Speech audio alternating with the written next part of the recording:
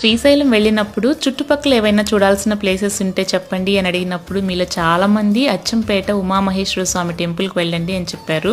మరి మీరు అంతమంది చెప్పారు కదా, మేము వెళ్ళకుండా ఉంటామా? మేమైతే రిటర్న్లో ఈ టెంపుల్ దగ్గరికి వచ్చాము. చాలా బ్యూటిఫుల్ ప్లేస్ అండి. ఎత్తైన కొండలో శివాలయం ఉంటుంది.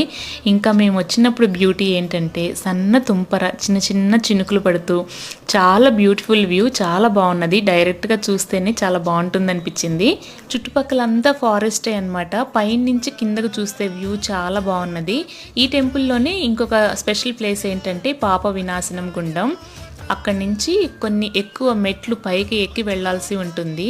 అక్కడ స్పెషల్ ఏంటంటే ఒక సన్నటి జలధార వస్తుంది. ఆ కొండల్లో నుంచి ఎక్కడి నుంచి వస్తుందో ఎవరికీ తెలియదంట.